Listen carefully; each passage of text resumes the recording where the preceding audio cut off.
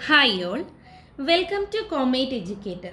So in today's session, we are going to discuss expected interview question that may be asked in HSST Commerce interview. So we have already discussed some important topics such as recent updates in GST, NEP 2020, PM Shri, important ministers, then important terms related to banking such as CRR, SLR, bank rate, repo rate and reverse repo rate in our previous videos. So those who want to watch our videos, the link will be provided in the end screen and in the description box. Okay, so today we are going to discuss the topic National Policy on Education 1968, then National Policy on Education 1986, then Right to Education Act and the recently introduced labor codes. So first we are going to discuss about National Policy on Education 1968. So it is the first policy on national education. Okay, so it is the first national policy on education and it was formed under the period of Indira Gandhi government. So it was formed, this policy of education was formed on the period of Indira Gandhi government. The Prime Minister was Indira Gandhi at that time and it is based on the recommendation of Kothari Commission. So it is based on the recommendation of Kothari Commission. Then what are the major recommendations that been made in this National Policy on Education 1968? First of all, 10 plus 2 plus 3, our basic structure on education was mentioned or recommended at this National Policy on Education 1968. Then free and compulsory education for all. Article 45 was followed in this policy on education, that is early childhood care and education. That means education should be given to all children up to the age of 6 years. That was Article 45. So all the children should get education irrespective of their caste, creed, gender, sex, etc. So education should be provided for all children. Then next, then equal opportunities for all including SC, ST and minority students. It was one of the recommendation. Then other was implementation of 3-language formula. So implementation of 3-language formula was come under this policy. Then the important recommendation was the construction of schools or creation of educational institutions within 1 kilometer radius in every villages. So primary schools should be created within 1 kilometer radius in every village. And education spending, another recommendation was education spending has to increase to 6% of the national income. Okay, then another recommendation was advocacy of mother tongue as a medium of language in the early years of education.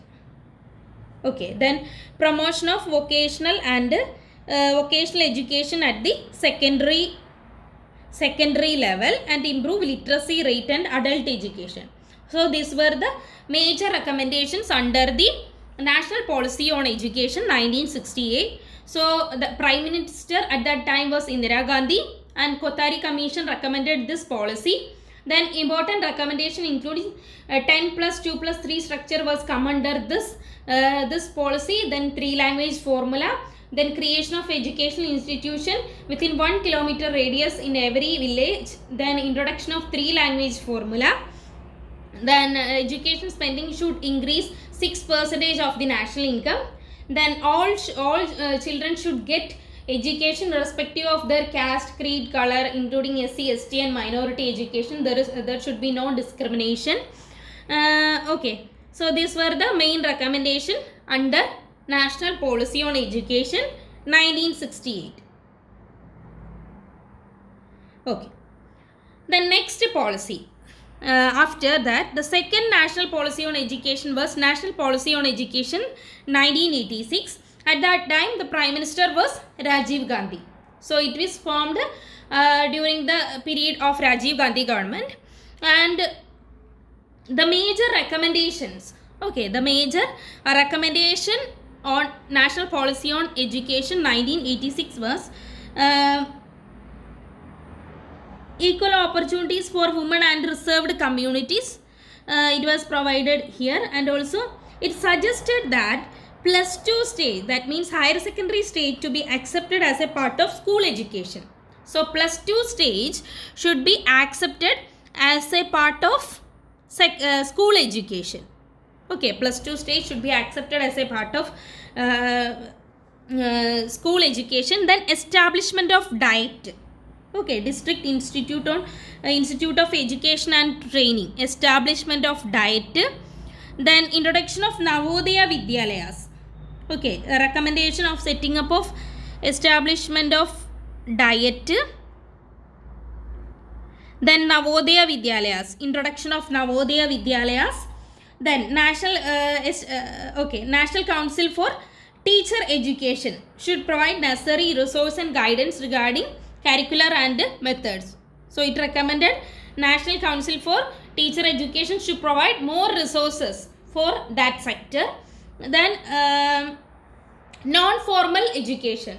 So this policy recommended for non-formal education, for the arranging non-formal education.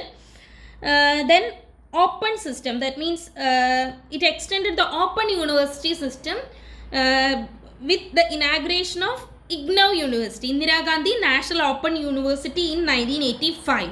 So Indira Gandhi National Open University was inaugurated in 1985. So it recommended the open university system under this scheme. Then inclusive education, that means handicapped children in normal schools.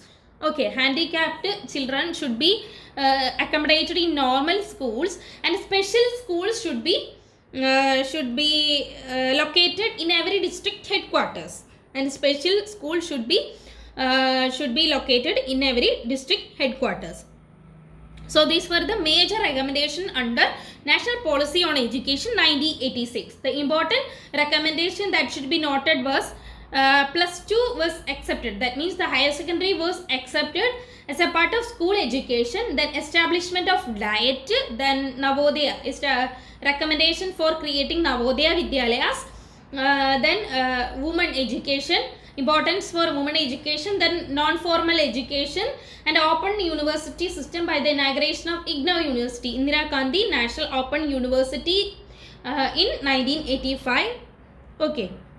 Then already early childhood care and education. Okay, education up to the age 14 years in school. Okay, this was the main recommendation under National Policy on Education 1986.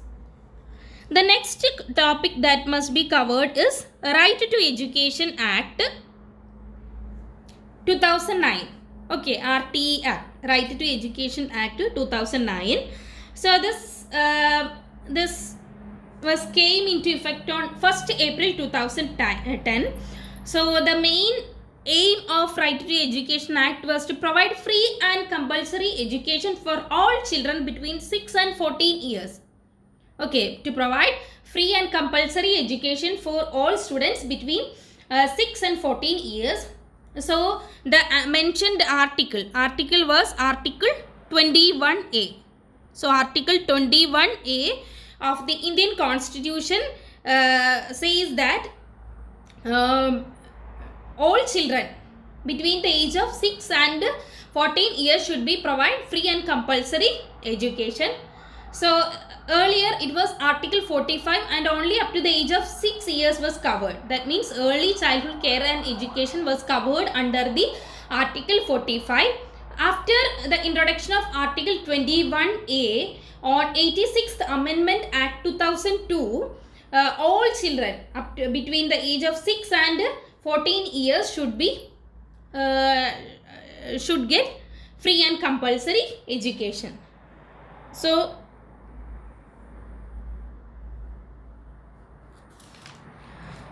this was Right to Education Act, and it consists of 38 sections. Okay, it consists of 38 sections, and the main recommendation was education should be provided at free of cost. That means no direct or indirect cost will be there. Then school quality should be ensured. Then no screening or admission for the no screening test should be conducted for the admission of the children. Then no physical punishment. Then teacher qualification, for assessing teacher qualification, a set of standards were accepted. Then SMC, School Management Committee, SMC, School Management Committee should be formed to analyze the things happen, and it includes parents, local representatives. Okay, so School Management Committee should be formed in every schools. These were the major recommendation of Right to Education Act 2009.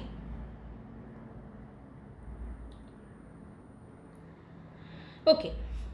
The next that we are going to discuss is labor codes. The recently introduced labor codes. That means on 21st November, okay, with effect from 21st November 2025, the already existing 29 labor codes was subsumed or consolidated into 4 labor codes. Okay, earlier there were 29 labor codes was subsumed or consolidated into 4 labor codes.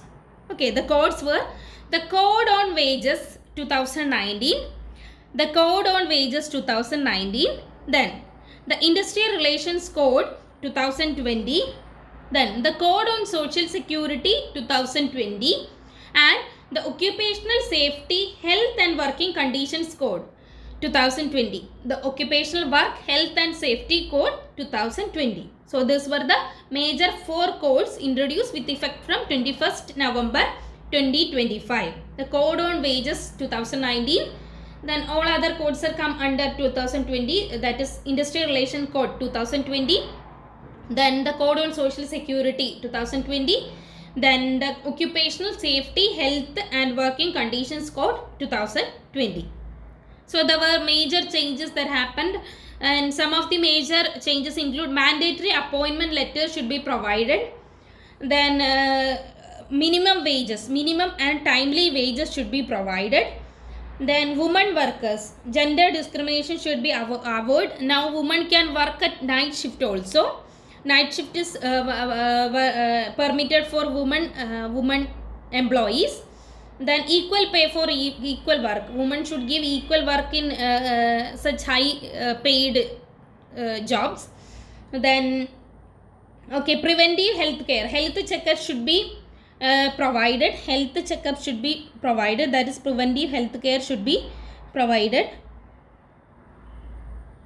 Okay, these were the major recommendation. Then PF, ESIC, insurance and social security benefit should be given to the employees. Okay, these were the major recommendations under the new labor codes. Okay, labor reforms after post labor reforms. Mandatory appointment letters, minimum wage payment and timely wages, then preventive health care including health checkup. Then women workers should, that means gender discrimination should be avoided, and equal pay for equal work. Then women can work now in night shift also. Then social securities, insurance, PF, such social security benefits. Okay. Okay, I think it's clear. And so for today, that's all for today. Then in next session we can discuss more topics. Thank you.